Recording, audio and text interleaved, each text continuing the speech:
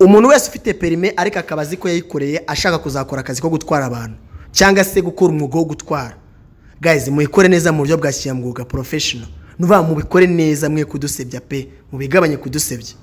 Na postinze video ira na postinze kare iri kugaragariza uburyo umuntu ashobora gutwara mu muhanda umurusha amatiye komanda umurusha n'imodokari, aho gasanga gutwara kuko afite perime gusa ukageraho nta nkuru yo kubarwa.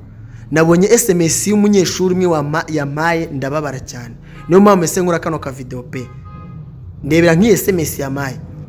Ibaze ko umuntu akurusha imodokari, akurusha amafaranga, akurusha imodoka zirenze 5 wo murusha perime gusa yenyine ari bifite, niyo perime ufite utazi no kwitwariraho.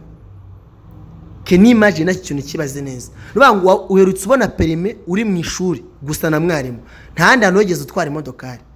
Ushaka kuvuga ngo urumva ngo nta nagize nga posting meta mbona ngo experience muyisaba se ngo twatwaye he nibindi. Nshobora kubona muri comment hasi mukabivuga, ariko reka mbawe igisubizo cyuzuye. Iyo wize ikinyabiziga cyangwa se wize imodokari, ntabwo kubona perime ubuze imodoka, uba ugomba kuzajya utangira kujya kwihugurana na mwarimu, ukagenda ukihugura, ukamushyira 10, 5, 20, ukamushyira kwihugura, ukagomeza kumenya gutwara, ukamenya pedale z'imodokari neza. Can you imagine kugusabira akazi cyangwa se kubona akazi ukajya gutwara imodokari, umuntu yiguhaye kuko yarakwizeye we nta byangombwa wenda afite kubera impamvu z'akazi n'inshingano nyinshi, ariko agasanga kurusha imodokari kuri icyo kintu bagiye atiyagahinda koko. Nje nabibonye ndababara pe nk'umwarimu mugenzi, nibango nje byambabaje naye kurirwa mbeshye.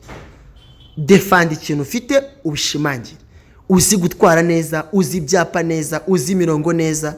Haburetse kumbwa ngo imodoka yamuzimanye nubwo imodoka nta muri tazi Imana ndabyumva, ariko ngo yamuzimanye inshuro 1, 2, 3 irongera azima. Can you imagine?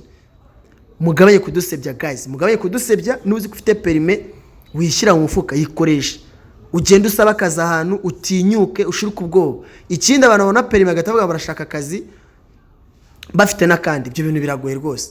Niba arinje mu mwuga wo gutwara abagenzi, genda ujye kuri site ya no gutwara abagenzi nebari, ubaza abantu ese bigenda gute, nyine winjire mu icyo kintu.